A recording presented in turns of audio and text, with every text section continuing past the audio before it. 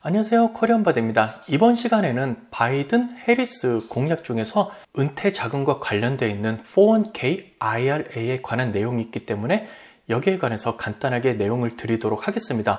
참고로 컨텐츠 자체는 선거 이전부터 제가 각 후보의 공약 페이지를 보면서 미리 어느 정도 구상을 해놓은 것인데요. 혹시 선거 전에 내용을 했을 때 특정 후보에 관한 의견으로 받아들일 수도 있기 때문에 투표가 다 끝난 후에 내용을 영상으로 찍어보는 것이고요. 참고로 공약에 나온 내용이라고 해서 정치에 관한 글은 아니고요. 미국에서 401k나 IRA에 투자를 하고 있는 분의 정보를 드리는 내용입니다. 각 후보의 웹페이지를 가보면요. 지금 영상을 찍고 있는 2020년 12월 말에는 정확한 명칭은 조 바이든 대통령 당선인이라고 말할 수가 있겠는데요. 대통령 후보로 나섰을 때 각 후보가 웹페이지를 만들어서 여러 가지 메시지를 정하고 공약을 적어 놓습니다. 정치, 경제, 사회, 문화, 국방, 외교에 관한 여러 가지 공약을 적어 놓고요. 그리고 각 사회 계층에 관한 정보 역시 웹페이지에 실어 놓습니다. 저소득층을 위해서 어떤 공약을 낼 것인가, 여성을 위해서 어떤 공약을 낼 것인가, 그리고 이민자들을 위해서 어떠한 제도를 마련할 것인가 등등 다양한 정보를 가지고 있는데요. 그 중에서 은퇴를 앞두고 있는 장년, 고령층, 그리고 소셜 세큐리티를 받는 계층을 위해서 어떠한 제도를 마련하고 어떤 공약을 할 것인가 역시 굉장한 중요한 사항 중에 하나입니다. 그 중에서 이제 조 바이든닷컴에서 대통령 후보였을 때 내놓은 공약 중에 하나를 제가 캡처를 해서 간단하게 소개를 해드리겠습니다. 참고로 공약에 나온 내용이기 때문에 정확한 수치랑 어떻게 실행하겠다라는 구체적인 내용이 없음을 염두에 두시고 영상을 시청해 주시면 감사하겠습니다. 조 바이든닷컴에서 올더 아메리칸 즉 은퇴를 앞두고 있는 그러한 분들을 위해서 내놓은 페이지가 하나 있는데요.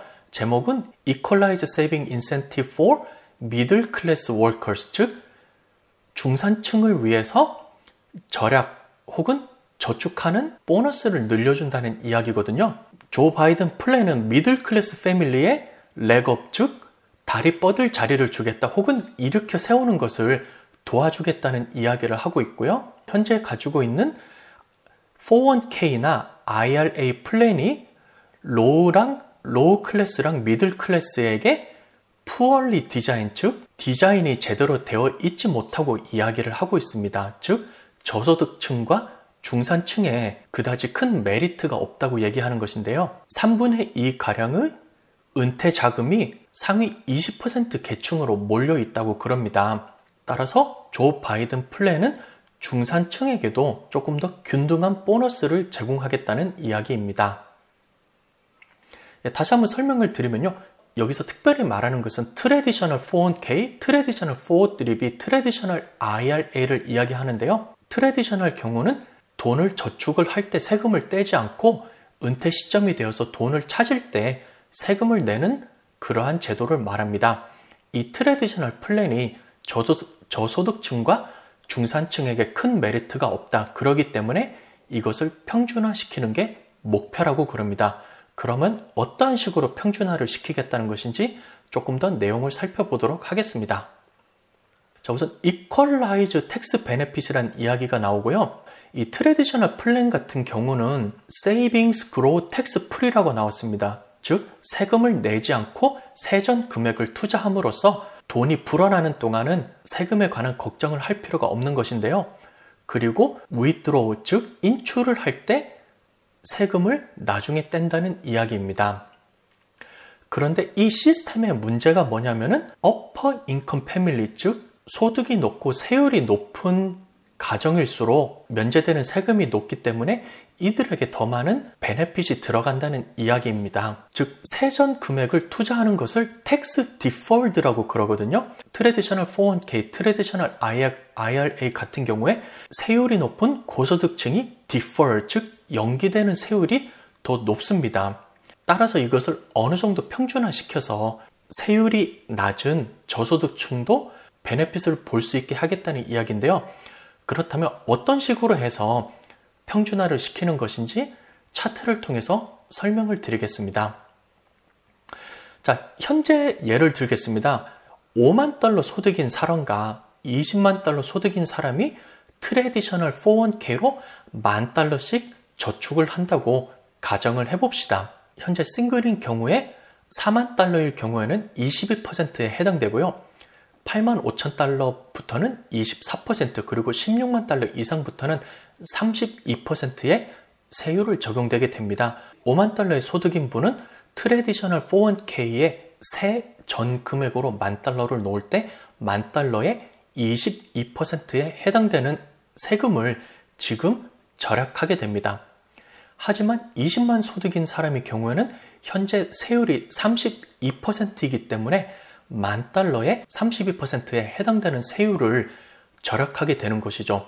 따라서 같은 $10,000를 절약하더라도 오히려 소득이 높은 사람이 훨씬 더 높은 세율로 세금을 절약하는 그러한 현상을 초래하게 됩니다. 자, 그러면 바이든 플랜을 이것을 과연 어떻게 평준화시킬 것이냐는데요. 뉴스 미디어나 전문가들이 이야기하기로는 세전 금액으로 투자를 하게 될 때에는 절약되는 세금을 26%로 맞추지 않을까라고 예상을 한다고 그럽니다. 다시 한번 말씀드리지만 정확한 수치가 나오지 않았고요.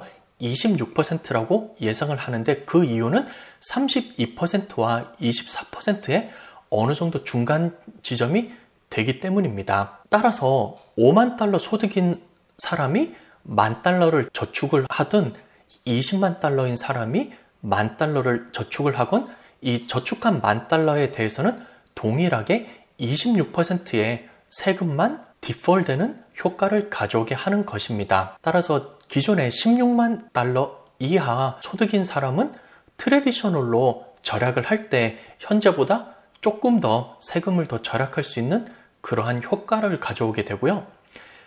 고소득층의 경우에는 32%가량의 세금을 절약하였지만 이번에는 그 금액이 줄어들어서 26% 정도만 절약을 하는 효과를 가져와서 소득에 상관없이 트래디셔널 401k 혹은 트래디셔널 IRA에 저축을 했을 때는 투자하는 시점에서 동일한 퍼센티지의 세율이 절약된다고 보시면 되겠습니다.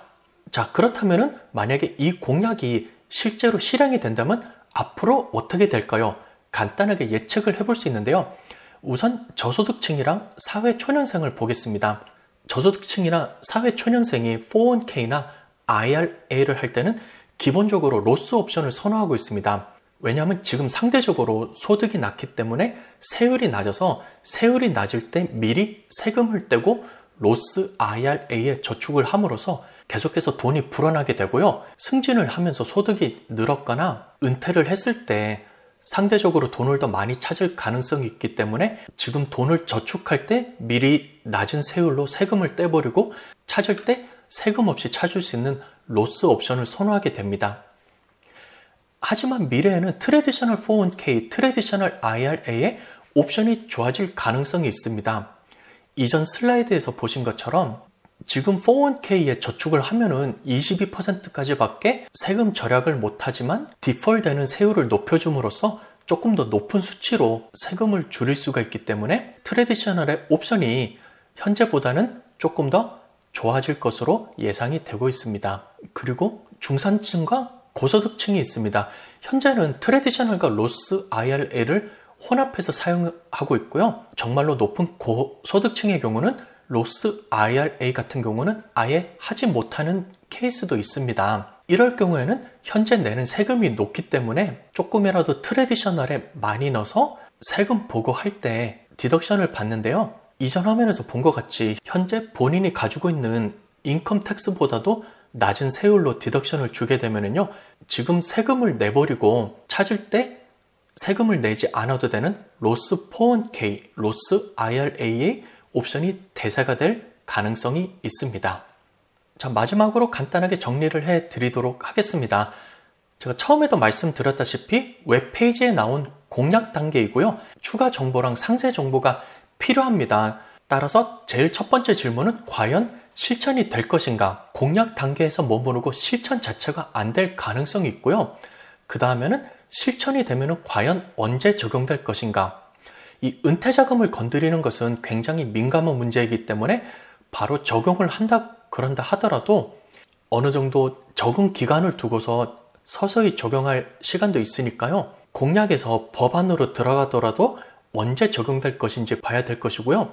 위에 전문가들이 이야기하기로는 26%로 동일하게 맞추지 않을 거라고 예상을 하지만 실제 몇 %로 정해질 것인가, 26%보다 더 낮게 줄 것인가 혹은 더 높게 줄 것인가, 이 수치 역시 봐야 될 것 같고요.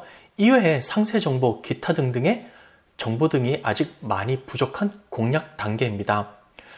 따라서 누가 당선이 되었더라, 공약에 이런 것들이 있다를 가지고서 어느 정도 정보를 수집하고 알아두시는 것은 좋지만 급하게 투자 방향을 수정하거나 변경하지는 마시고요. 지금까지 하시던 대로 꾸준히 투자를 하시면 되겠습니다. 따라서 성급하게 투자 방향을 수정하거나 변경하거나 해서 장기적으로 봤을 때 돈을 더 많이 불릴 수 있음에도 불구하고 내지 않아도 되는 페널티를 물으시거나 세금을 더 절약할 수 있는 부분을 절약하지 못하는 상황 등이 발생할 수 있으니까요. 아직까지는 여러분께서 하시던 대로 계속해서 401k, IRA 등의 금액을 꾸준히 투자를 하시면 되겠습니다. 이외에도 공약이 조금 더 구체화가 되고 실현이 되게 되면은요, 계속 정보를 수집해서 여러분께 알려드리도록 하겠습니다. 이렇게 해서 이번 시간에는 조 바이든 공약에 나온 정보 중에서 여러분이 은퇴 자금 마련하는데 관련해 있는 내용을 간단하게 소개시켜 드렸습니다. 시청해주셔서 감사드리고요. 다음 시간에도 유익한 정보로 여러분께 인사드리도록 하겠습니다. 감사합니다.